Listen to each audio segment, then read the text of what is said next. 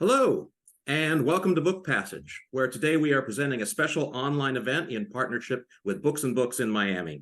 We are delighted to have with us two wonderful authors in conversation, Rob Delaney and Patricia Lockwood, as they discuss Rob's moving, heartfelt, and achingly funny memoir, A Heart That Works. My name is Jonathan Spencer, and I'm the assistant manager at Book Passage, and I'm your host for today's event. I would like to extend thanks to you, the audience, on behalf of Rob, Patricia, and all of us at Book Passage and Books and Books, for taking the time to be with us today. Nothing opened up to your heart more than spending time with gifted storytellers, and both our guests are among that number. And you can give the gift of spending time with great storytellers to yourself anytime. We host a robust selection of in-person and online events throughout the year, so please pay a visit to both our websites to see what's coming up on our event calendars this fall. I mentioned how certain stories can open up your heart. Well, that is what Rob Delaney's A Heart That Works accomplishes, and so much more. This is the story of unthinkable loss, what happens as you move through it, and everything you discover along the way.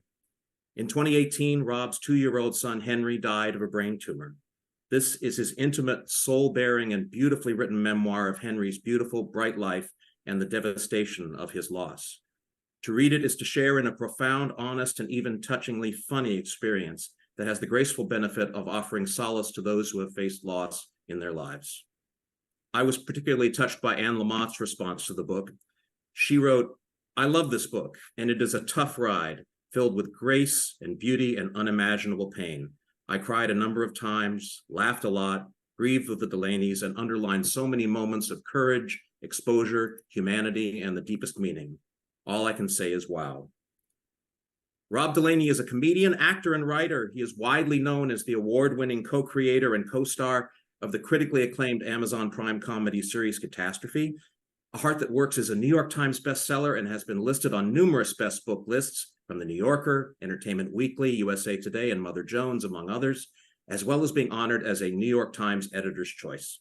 He is also the author of the 2013 memoir, Rob Delaney, Mother, Wife, Sister, Human, Warrior, Falcon, Yardstick, Turban, Cabbage.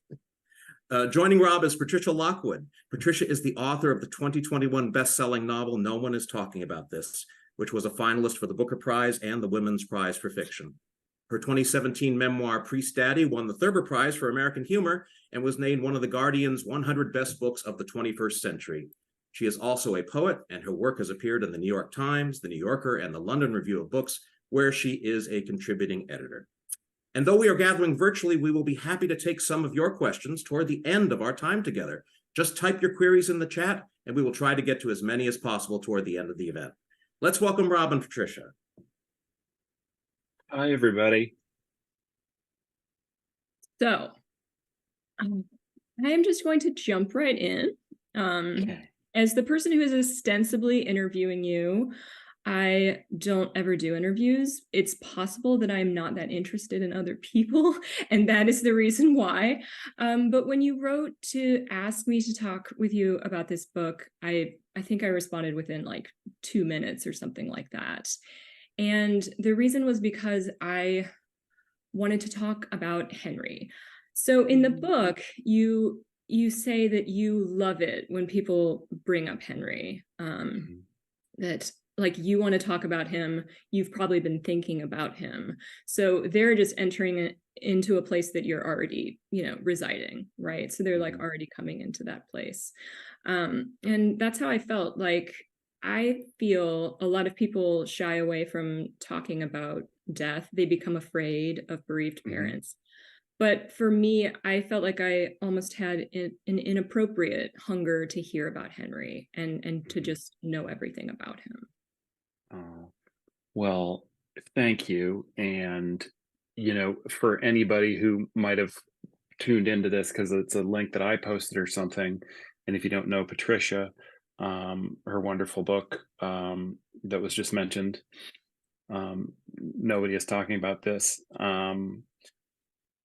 concerns your beautiful niece Lena, and it was who died very young from a health condition that she was born with. Yes. So she had a life-limiting condition, and so you've held and smelled and squeezed and tickled and read to and and spent time with a very sick child that you loved desperately, who also died. And so uh, I guess I just also want to really say thank you for doing this, and it's so nice to see you, Yeah. uh, even if it's not in person.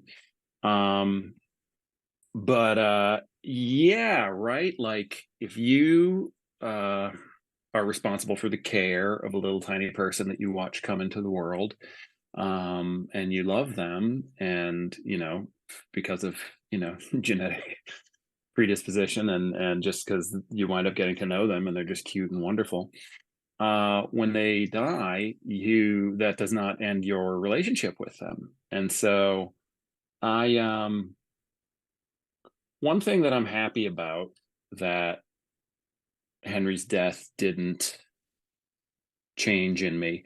It didn't, Henry's the star of the show. He's the star of the book because the tumor was in his head and because he died. But Henry's illness and death did not make me love him more than his brothers. And he's got three brothers who are here still running around. And of course, I'm thinking about them all the time. But yeah, like you said, nobody's ever bringing Henry up. I'm thinking about them, about him, and he's in here with me, whatever that means. And I do just love to talk about him. And frankly, the other three boys are so whirling and dynamic that you'd really have to talk about Henry a lot to even compete with the mess that they are. And but he still gets about 25% of my parenting energy, whatever. I don't know what that means. I talk Right. to him, I think about him, I write about him, I look at pictures of him. I hurt for him, I cry missing him. But he still gets a lot of my energy. So anybody who is sort of cognizant of that and just sort of taps into it with me, I'm very grateful for. Yeah. You go into a place, and I think you go into a time. I think that something like this happens in its own time. I think it happens in a time maybe with all the other extreme events in our life. Mhm. I don't know if you feel like you step into that time where Henry is, and there are other things happening there, sometimes other Mhm. deaths, other brushes with death that you Mhm. experienced. And it's just kind of its own sphere. So when Yeah. did you know that you were going to write this book?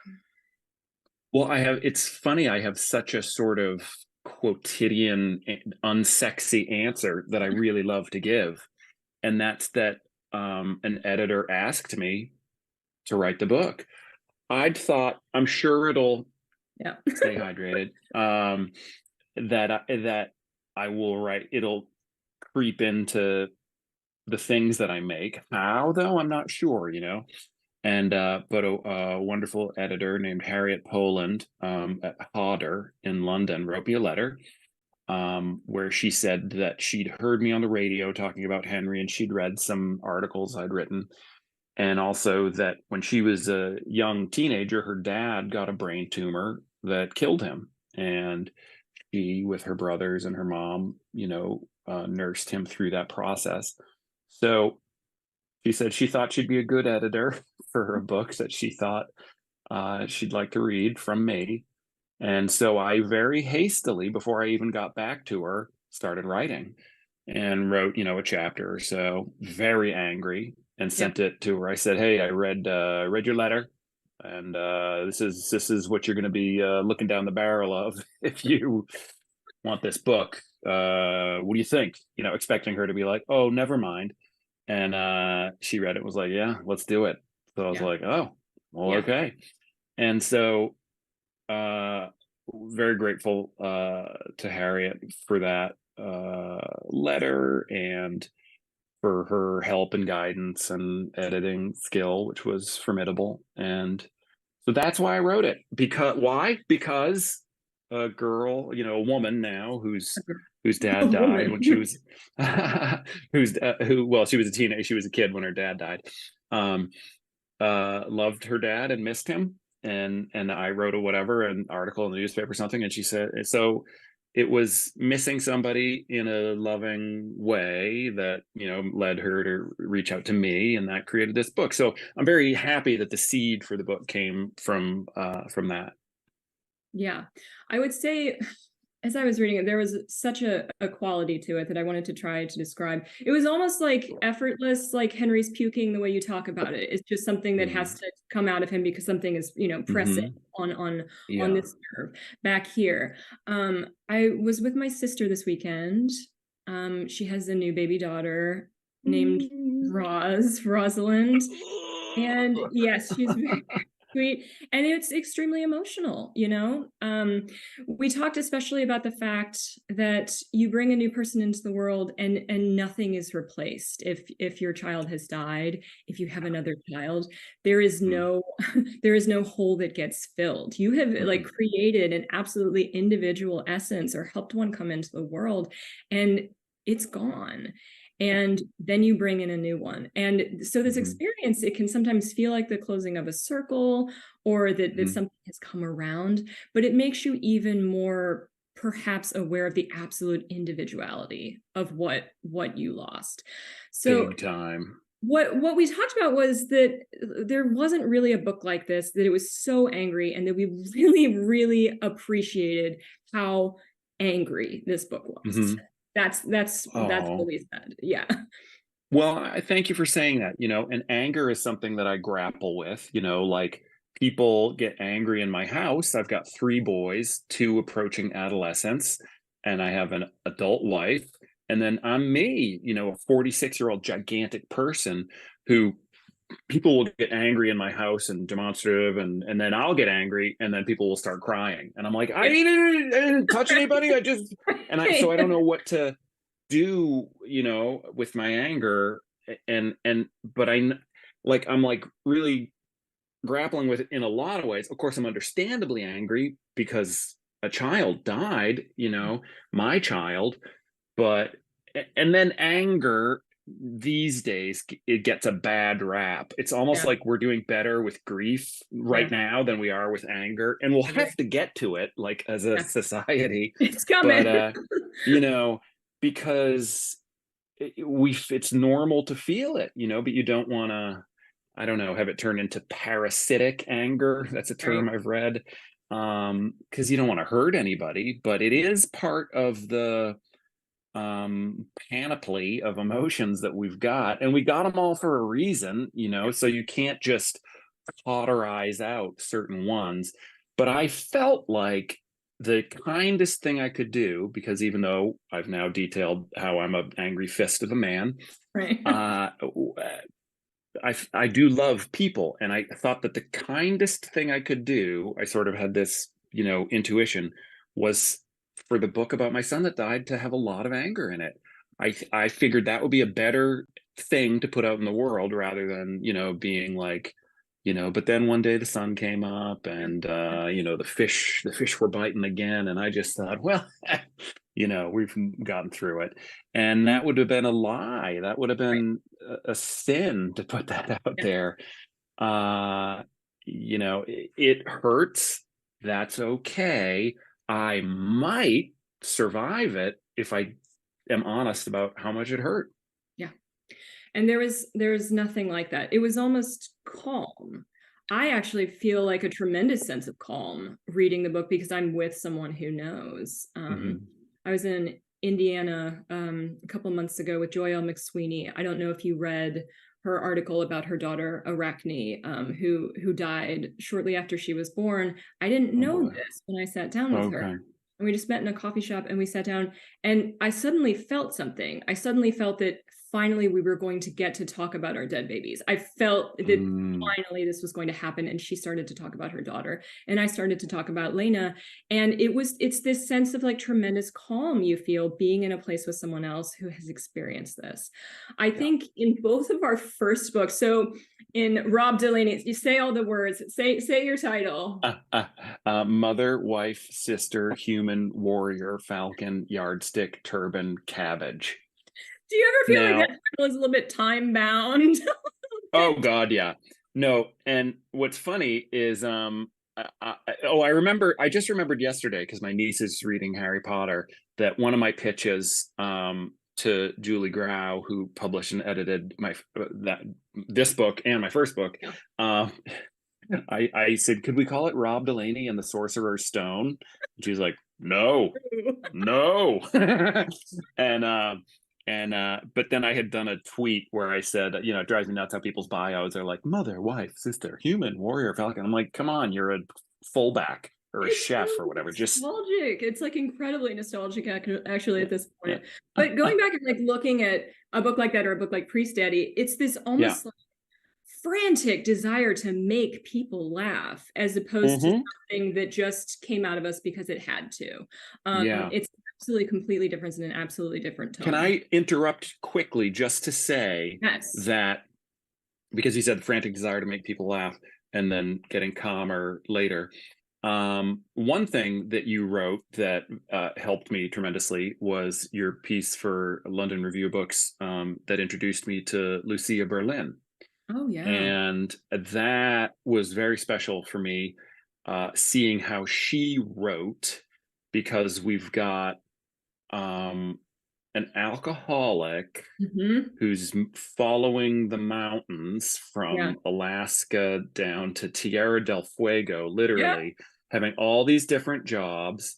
I think having something, is it 4 sons with, maybe 3 different men? Yes, no, she was, working as a nurse, Yeah. working in hotels, working all these jobs, but also has a typewriter. And unlike someone who has a clean, well-lighted place, she's just like, I just gotta write. So she's got this life that is crowded, and hectic and difficult by any yardstick you'd want to use, but she can't stop writing. And so Lucia Berlin opened a new world to me of how to read and write. And then and only then did I find Alice Munro in the beginning of 2020. And watching the two of them write, generally without artifice in their prose. Structurally, there's wizardry, but in the language, there is tell a good story well, get the hell out of the way. And so God, I do hope that's a direction that I can move in as a writer. Tell a good story well, get out of the way, don't show off. It felt that way. It felt so absolutely direct, like you were delivering it just directly into the center of the brain. I really, really felt that way. Lucia has that great story, is it called Unmanageable? That's about, a woman herself in like the late stage period of her alcoholism.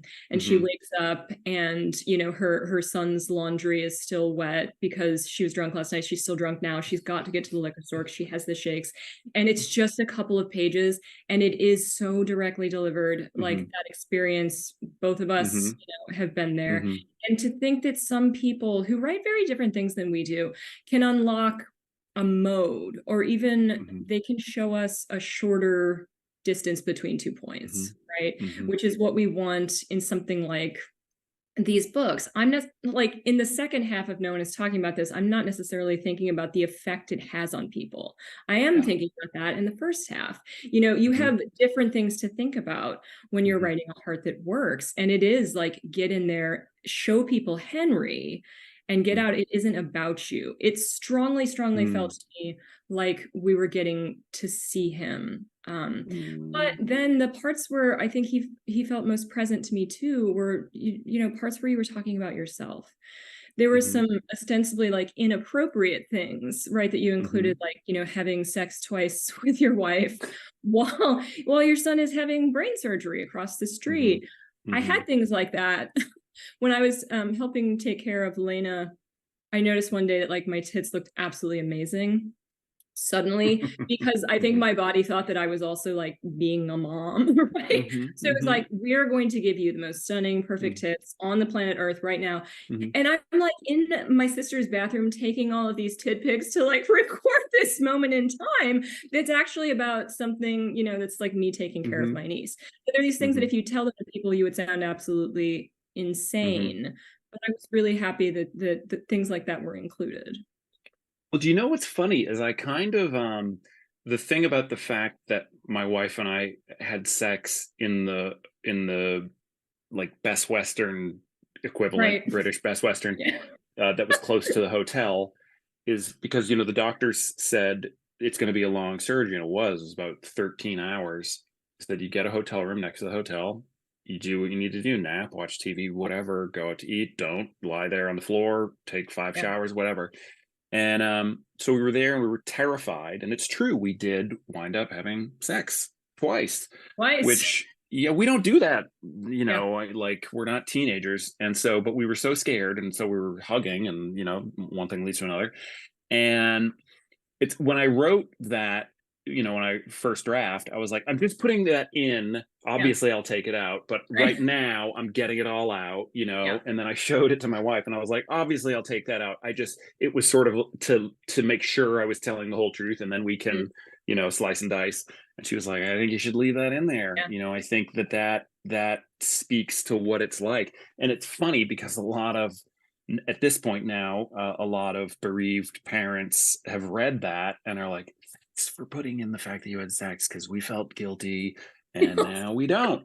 Apparently it's so universal. Oh, Chris, it's so nice to have you up here talking to Rob.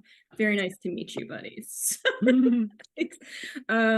Yes, why don't we just hello. Very We have a sweet. new kitten, and it's so goddamn fun. They're the best. He was a very, very cute and bad little boy, and he has remained kitten. Yes. So, like, the things that you put in or left in, right? You're writing the version that is like complete, and you think, I'll take that out. That doesn't have to go in. I really like that, and I really liked things like, do I want to hurt people? Yes, I do. Am I maybe a monster? After my son's death, like maybe I am. The rage is so, I don't know, it's just such a good thing for me to sit with. My sister and I were talking about it, and she said, I want to blow up buildings. She said, I literally want to blow up the hospital. I pass it every day on my way to work. I pass Children's Hospital, and we were very happy there, and we noticed everything about it. The service dogs came in there too. They had crazy statues that we took pictures of, all of those things that you've probably experienced, and I want to blow it up, right? And she said it's because the building does not change, because families go in and out. We were in and out of there, our friends were in and out of there, and people will continue to go in and out of that place. It's the unchanging fact, It's where people are cared for, and it's death itself. And there's not a place, I think, for lots of people to see that emotion written down. Yeah, I fantasized. My big fantasy was going out of my house with a baseball bat, which I would have had to order from far away, because they don't, just buy one in London. But taking a baseball bat and just taking out cars' windshields as I walk down the street until the cops come, and they're like, all right, man, put the bat down. And I'll be like, take the fucking bat. Take the bat. Fucking come and take the bat. That's just property destruction, though. And that's just you like having a confrontation with a cop. So that's, which is like, I'm going to like detonate, a building. And and she says, if I have that rage, what does that mean? Does it mean that I'm a monster? Does it mean that I'm out of control?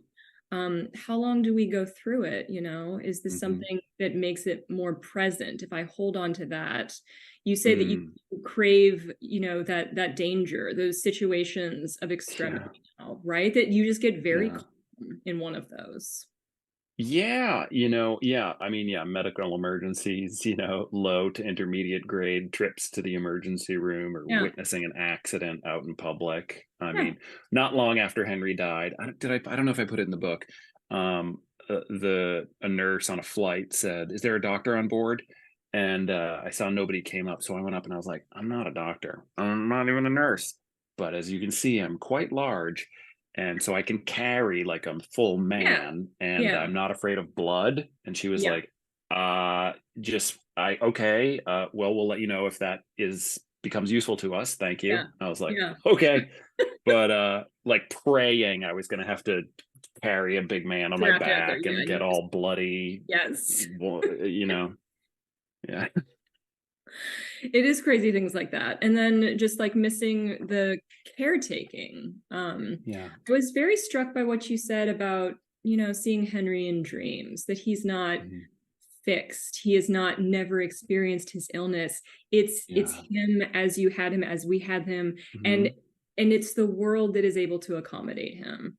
So Yeah. I had these dreams. I had, dreams where my niece had devices, wheelchairs, Mhm. these like limb extenders, these things that allowed her to live in the world while still Yeah. maintaining her individuality. And her illness was a part of that too.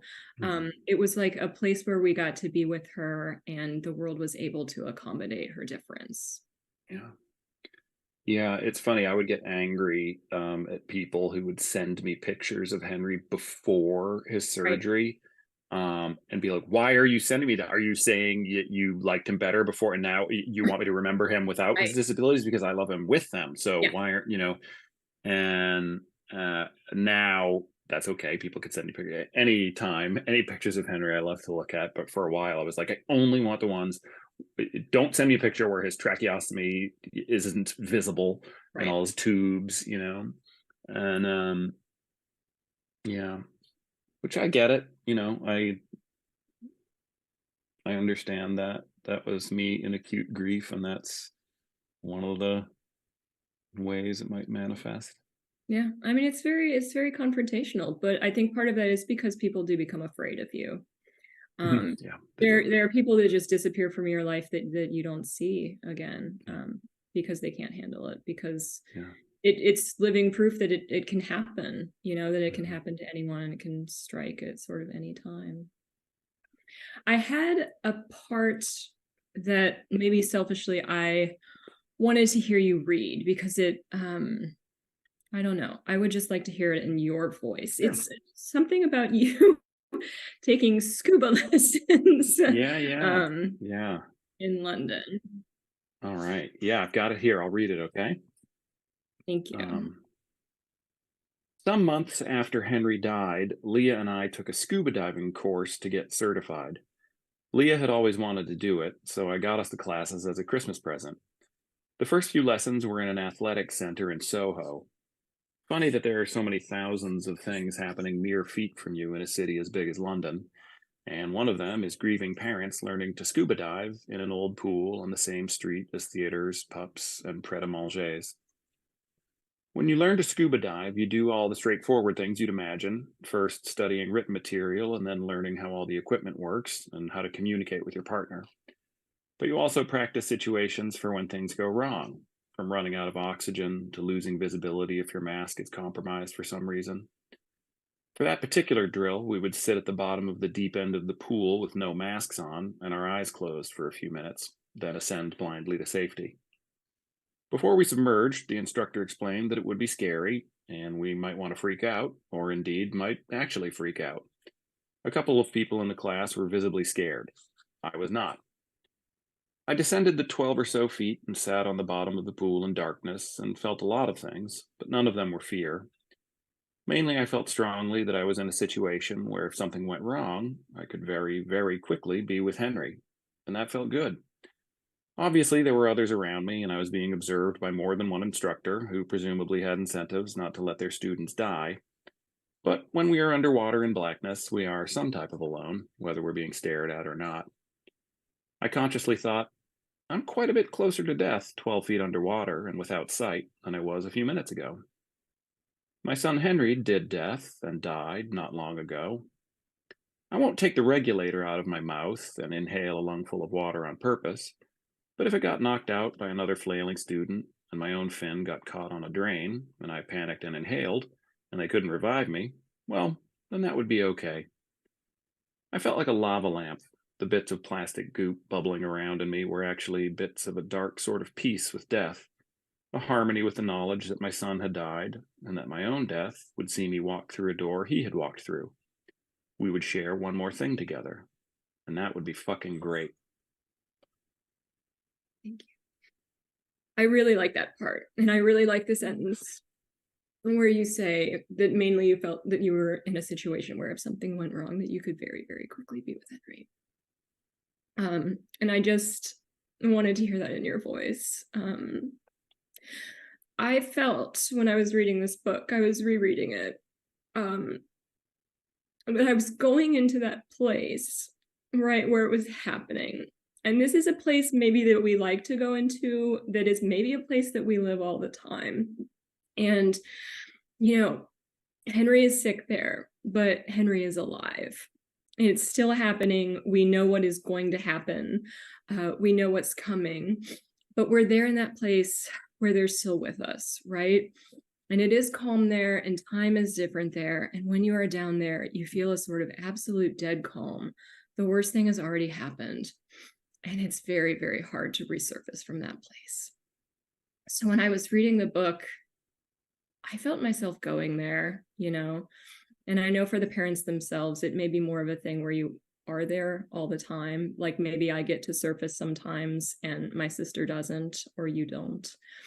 But going back into that place where it's so near really feels like they are alive again, like they're with us. It's there's not really a question in that, but I feel, I guess, a sense of very strong peace, and then something else when I read that section in particular. That to me, Henry is very, very present in that part. Thank you. Yeah, it feels right to go there. I guess that feels like a nice place to commune with him and acknowledge the fact that I will go through that door.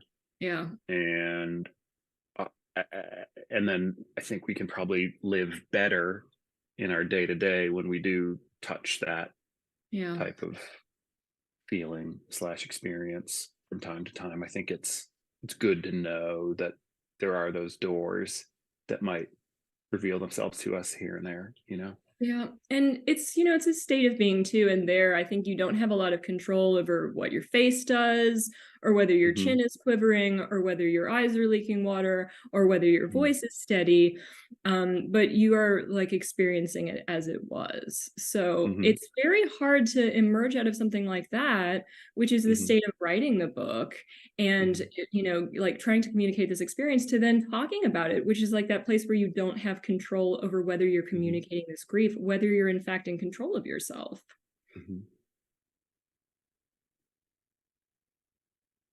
Yeah. I know that it was very difficult for me when I was doing my book tour. Like it was a very, very hard thing to do. And I know that when we spoke about it, you said that you were like limiting events because it is just very hard. It's like, afterwards, like, what am I supposed to do? Like go to McDonald's now? Like just like go play in the ball pit. It's like, how do you transition, right? From that state of very present grief to being in the world and talking about it? Yeah, not organic in any way No. to go from sort of television studio to radio studio to perhaps hotel suite to meet with 8 journalists in a row in a revolving door situation. Those things are hard, for a book about probably recipes.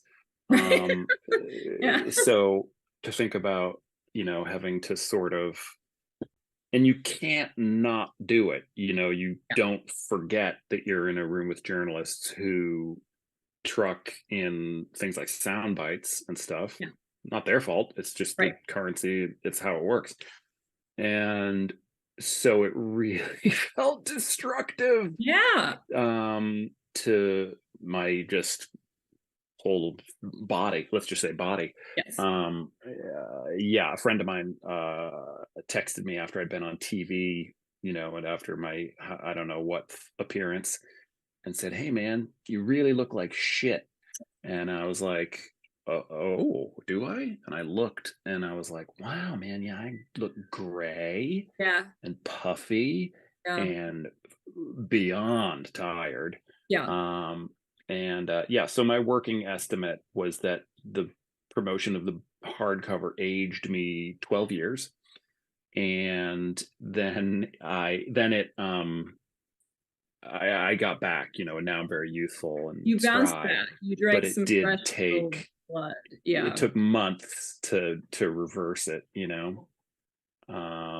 Yeah. Sorry, you have a guest. Yeah. Hi. Yeah, I'm on a Zoom thing. Could I have this room for a little bit?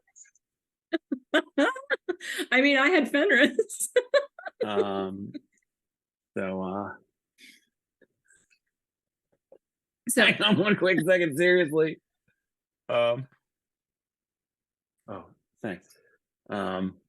Great. experience when my sister was pregnant and she was, you know, in a sort of dangerous situation physically. She had to be in a wheelchair. She couldn't walk around. And we went to see a movie. You okay there? Yeah, I'm just in shock. And we went to see a movie, and it was Deadpool 2. Oh my And God. there was Rob Delaney. Now, understand, I didn't even know what the concept of Deadpool was. I was like, the whole thing is that he can always die. Like, he can die again and again. And they were like, yeah, that's the concept. And my sister was so happy to see you because she was like, you know, we've met him. I've met that guy. And it sort of felt like, you know, there are people that you don't always see them or you don't always talk, but you sort of feel like you're walking parallel to them Yeah. through experiences in life. It just felt Yeah. like very good in that moment with Ryan Reynolds, was it? Like just taking it again and again in every form, death in every single form. And in the midst of all that, Rob Delaney. Oh, so funny. Yeah, and you know what's weird is I shot that in the first stuff we shot, Henry was alive, Yeah. and then the last stuff we shot, he wasn't. And with months in between, because with a movie like that of that size, you'll do reshoots sometimes, so they had some stuff. So yeah, in some of that movie he was alive and some of it he was dead. I kind of felt that way. I mean, you can sort of Yeah. feel things like that sometimes. Yeah. And then when I was just in town over the weekend, we were watching Mission Impossible Dead. And there you were again. And so we So weren't funny. talking about you. We were just, you know, she listens to your interviews, and you know, I've sent her things that, like, you know, you've written and stuff like that. It just feels, I don't know, like, again, you're in that room or that place where, or that weird hospital where it happens, right? Like the Ronald McDonald House, the weird places you end up that actually in retrospect feel like very happy places sometimes. Sometimes you remember, like, you know, perfect happiness in those places, and it's like a Ronald McDonald house. Yeah. So weird that McDonald's is responsible for one of the greatest charities. Yeah. It's so weird. Of him too, so that you really know that he is like responsible for this. I really like that. I just really liked those things. All right, so we have maybe about 5 minutes left before we'll take audience questions, but I asked my sister if she had any questions. Oh, good. Because I thought about this and I was like, you know, again, I don't interview people, so I think we'll just have a conversation, but like maybe there will be some things that Mary wanted to ask. And so, so I said, you know, what would you like to know? And she's like, on a personal level or even off the record, how he is actually doing, the no frills answer. Oh, wow. Okay. So the answer to that right now is honestly pretty good. You know, we've got our kids are, as I said, 12, 10, and 5. So it's, you know, a cacophony. I mean, it's insane. They're all boys. As I said, we got a kitten recently. The kitten is a girl, thank God. You gotta get a girl in there. She's teaching the boys about how to be gentle and things like that, which is really great. So yeah, I love it. I love the chaos. I just am doing pretty good, you know. Professionally, you know, not quite busy enough because we've had the strike happening, so I've had to do something which I hate, which is generate my own work. So you know, been writing more and doing stand up a lot more. But my favorite mix is when I'm like half the boss of the things that I'm doing and half like a spoke in a larger wheel, just an employee. So now that I'm having to be the boss all the time, I'm like ready to just, you know, be like one little tile in a mosaic. So But otherwise pretty good, you know. Yes, my wife and I just celebrated our 17th wedding anniversary. We've been together for 19 years. Um, and yeah, pretty good. You know, I swam in the ocean this morning, which was wonderful. And I'm reading the new Lauren Groff book, Vaster Wilds, and I'm enjoying it very much. So pretty good, Yeah. Mary, is the answer.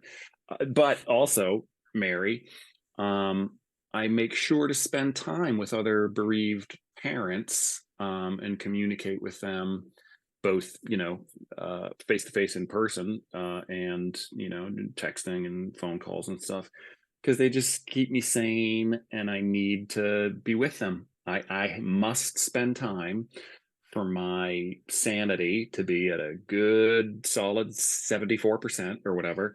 I need to spend time with other people, who've been through real tough stuff, because we just have a sort of underlying emotional, you know, language and means of communicating that really buttresses me, and presumably them as well. Yeah. Yeah, and my sister has been to a group with bereaved parents, and there's actually something, it shouldn't be funny, but it's one of those things that, like, in your particular situations, you're like, oh, well, of course. She, she went to get like a grief massage with a group of bereaved mothers, and the massage therapist threw up in her face because she was sick. Oh And my God. this is what it's like. This is actually what it's Yeah. like. Yeah. And she said Yeah. that she just lay there and she was like, well, of course that happened. Like, Oh my that's gonna God. be the thing that happened. It felt to me like a very neat encapsulation of what, like, the work of dealing with grief can be. Like, you go and you do these things that people tell you to do, and sometimes it's just like a face full of puke, you know, and you just sit there and think, well, of course that happened to me. All right. So she has another question. Okay. How do you continue to stay connected to Henry? I talk about him all the time. I talk to his brothers about him. I hold them. I hold. Nobody knows this, and I almost don't want to say it publicly, but I hold them in the same position that I held them when Henry died, all the time. Yeah. So I all the time, like, triply, like it's like a triumvirate of meditation or something, and communing with him. And I've never told them that. Don't anyone ever tell anyone else that I've said this, and please erase it from all your memories. Because that feels like way too private for me to tell, but I do that, you know, most days. So yeah, I remember him with my body and my mind and my words. I fucking love that iPhones show you memories each morning, because a lot of people, and you'd have to have a degree to learn how to turn that off. So your phone just blasts these pictures at you, which is a sort of a form of like exposure therapy that I think is very Absolutely. healthy. So I really love being shown pictures of him that I didn't look for, that just go bang, And and I love it. the It's the crazy greatest. music. Like, you get sometimes it's the most inappropriate song, I feel, for it. Oh Yeah. yeah. That happened to me too. And I put something in the book about it too, because you're not looking for it. And then just there it is. And also, again, how lucky are we that we're just in this tiny window, this moment where, like, videos, pictures, and they just like live forever in this place. Like, you almost don't know what you would do without that. And she asked about maybe, you know, people who read the book and found meaning. Do they talk to you? Do you get stories from bereaved parents? More than I could ever hope to reply to. And it feels weird because I get the most beautiful, gorgeous, intimate stories, excuse me, from people, and I can't reply. And they're amazing. One thing I really love is, like, the parents get a lot of attention. Oh, your child died. That's the worst thing I can think of. But I'm watching these boys who lost their brother, they slept in the same bed with and wrestled with and rolled around with. And like, how did they do it? Like, even now, having lost a child, I think about what I do without my sister. I don't even want to imagine it. And so I love hearing from bereaved siblings, people um, who maybe were kids and they didn't, maybe they're, 60 now, and they know that they had a sibling die when they were much younger, and they saw their parents deal with it, and maybe their parents didn't talk about their child who died because it was a different time and stuff. And Yeah, so yeah. they're so happy to have found the book. So yeah, I really love to hear from other bereaved parents and siblings is such a gift. Yeah, I would send her screenshots of people who would message me. They would, come in my DMs and they would tell me things, and I would send them to her. And I felt that she was actually able to have a much more or a less complicated relationship with the book itself. Sometimes I held my book and I wanted to like throw it across the room as if it were like the experience, like that all of those things were locked in there and I just like wanted to like hurl it. But to her, Yeah. it was this thing that existed as, a witness or like telling the story of her life. And, that's something very different. That's, something that she can like keep that and she can think about that. All right. So we are 13 minutes left. And I think I can ask the questions. I'm going to try to go into the chat and do it. These are audience questions. Okay, we have, we'll go to the top. Were there any particular pieces of art or stories that you sought refuge in that perhaps helped you along in the no doubt very painful months following Henry's passing? I mean, several days after he died, I went to a concert by the California desert rock band Fatso Jetson with my friend John. And John would be helpful years later with the book. He read it and sent it back to me, and he was like, cut this, cut that, cut this, cut that. And that could be in a book by anybody. You have to keep in the stuff that could only be by you. And which was very helpful. But John and I went and saw this incredibly loud band in a smelly club, and to just feel my chest and head pounding with this incredibly loud, insane, rhythmic boogie desert stoner rock felt very good. Art right after he died, I don't remember, but I remember art in the months when he was sick, that helped. And I actually talk a lot about it in the book. Unsurprisingly, the music of Elliott Smith I found very helpful. An Icelandic musician, this guy named Ásgeir. The proper spelling is in the book. Really, really beautiful stuff. And I would listen to it with Henry. West Side Story, I would perform for him, all the parts in his hospital room. And I really horror movies. I was going to ask about the horror movies. I was going to say I really liked musicals too. Like they really responded to those things, because they're like they're babies and like little toddlers. That's what they respond to. But the horror movies thing, I really like the fact that you're just like, then your heart rate calms down. You just want to see absolute worst thing happen to someone. There was a book that I recommended to my sister that I think was called like In the Eye of the Wild, and it's literally about a woman getting her face eaten by a bear and she was like, I really enjoyed that. Like that, I really had just for a little light reading. She's like, I want to read about fucked up things happening to people. And that's like what I want. That's what's gonna calm me down. All right, I'm gonna go into the next one. I am a cancer survivor and had such memorable experiences with the amazing nurses I worked with during my treatment. Can you talk about the nurses and carers you encountered along Henry's journey, which you do a lot in the book, like very beautifully? I do, yeah. I mean, so wonderful. I really vastly prefer nurses to doctors. Anybody can be a doctor, just go to school for a long time. But to be a nurse and to be a really great nurse, you must be born that way. So some really special people who cared for him and for us, and they're not getting rich doing that. But they just provide, they're like the soft tissue of the hospital or something, and so important and so strong, um, and so loving. Yeah, far too many to mention. Many came to Henry's memorial, which was so beautiful.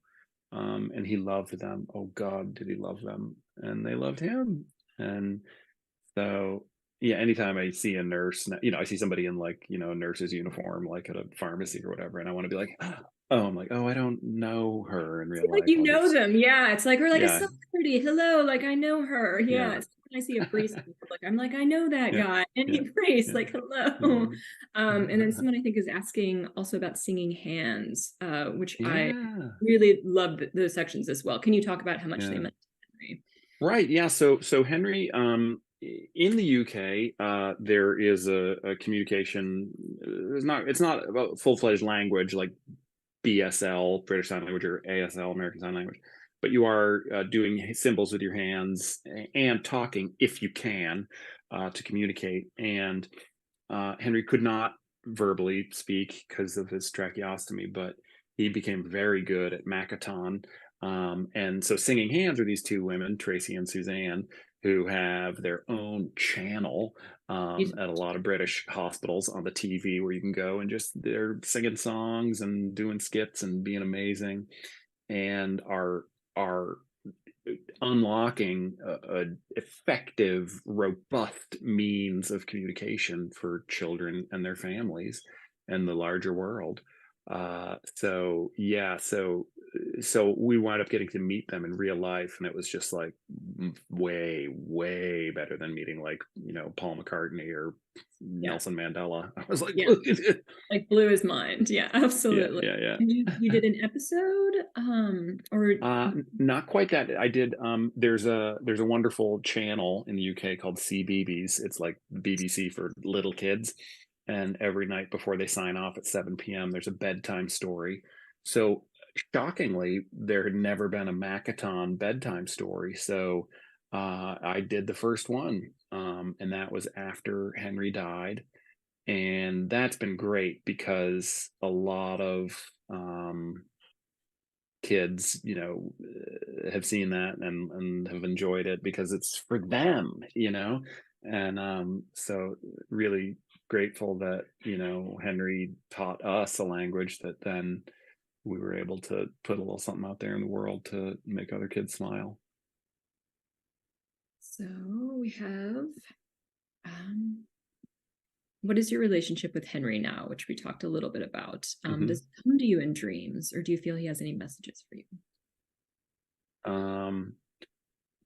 No, I don't feel messages like, you know that's a difficult question because, here I am, earthbound and flesh bound, and I want to hold him and smell him and stuff, but he isn't what he was now. He's something else. And I don't know what that is. And I'm glad that I don't, because any sort of afterlife situation that I can imagine with my limited little mind would probably suck. Yeah, yeah. So I don't know how to communicate with him, but I just use what I have, which is words and feelings and memories and love. I love him. I sit here and I'm loving him and thinking about him and trying to parent him Yeah. and be, whatever he is, wherever he is. Not up to me, but I do try to be receptive to it, which is the best I can do, and it'll have to do. I liked the dream that you wrote about when Leah was pregnant with Teddy. You dreamed that Yeah, Henry yeah, had left a message for yeah, Teddy. I really, really like that because you think about them being in the same place. It's just yeah. such a wonderful thing to think about. It's like it must be like a palace in there, right? Mm, Where mm. Henry got to live. And then Yeah. Teddy got to come after. It's just to me very sweet. It made holding my new niece Roz just very, I mean, even more meaningful than it otherwise would be, to think that, you know, they share this physical space that is your sister, this person you grew up with who's your little sister, and you think, you know, you're taking care of her. She's your baby sister now. She's been through this thing. She has, in a sense, walked through that door in a way, and knows things that are like beyond what you know now. I think that's we had just one more. Has this experience changed your writing and your stand-up from what you may have envisioned when you began your career? Stand-up, no. Right, that I'm not that I know of. Writing, yeah. You know, and you might relate to this, Patricia. So now I was very surprised when the book came out and people liked it, because I had had the very good fortune to write the show Catastrophe, and people liked that. So I was very prepared for that to be the one thing that I did that people cared about. I thought, all right, I'll put my best foot forward, but no one will ever, nothing I ever do will resonate again. So to have made a second thing that people cared about is so shocking, right? But what it did show me is that, for better or for worse, the two things that I've made really came from like arterial blood, you know? And so what I did learn is, for me, and it can be different for different people, but for me, don't rush it, you know? You don't know the thing that you're going to do that's going to hit, you know? Just like stand up, I'll think of something and I'll be like, ooh, yeah, that's going to kill. I'll go do it. And people will be silent. And then the dumb little thing about the ad for sweaters that I saw on the subway will kill. You'll be like, what? I know. So I don't know what people are going to like. I just know, for me to make stuff that people give a shit about does require, and it's like, I hate to admit it, but it does require that I, in addition to just going clickety clack, I also have to live life and refill the bucket, so to speak. You know what I mean? Because sometimes I just want to be in Final Draft or whatever word processing software. The cursor that tells me I'm alive, right? Yeah, exactly. Couldn't I just do that? Oh, you mean I have to live? Have a heartbeat as well, instead of just a cursor. So I do have to be out there in the world. So I'm sorry to say that, grocery shopping, fixing a flat tire, falling down a flight of stairs, those things all do help you become a better writer. It's horrible. What we have to go through. I know. Well, Rob, I want to thank you for writing that book. It's been very, very meaningful for me. It's been very meaningful for my sister. It has helped me remember things I had thought I had forgotten, things that I wanted to always keep very present. It takes me into that space that I do like to be in, even though it is very lonely there sometimes. And thank you for the relief of letting me sit down with another person who knows what it is like and just experience whatever it is that happens when we get in a room together. Yeah. Well, I'm so grateful to you, Patricia, and I hope I get to see you in person again soon, because it's been a while. It has. But I'm very grateful for everything that you write and do and who you are. So thank you. Yeah, much love to you and your family. Love to Henry. All right. And to you, and Lena, and to your family. Yes, I think I see Jonathan there as well. Yes, I'm back. Yes, we're doing our little goodbye thing. Okay. We are. Thank you so much for joining us today. I know that this has touched so many of our viewers today, and all of us who participated. So thank you so much for sharing these wonderful stories with us today, and especially just the fact that your hearts are out there with your losses. And I know that all of us felt that way reading this, and I just want to thank everybody who came to join us today. Especially if you want to go buy the book, please do head out to Books on Books and to Book Passage, their websites and their brick and mortar stores and pick up these two wonderful books, A Heart That Works by Rob and No One Is Talking About This by Patricia. Thanks again. We're so glad that you joined us today, and bye-bye. Thanks, everybody. Bye-bye.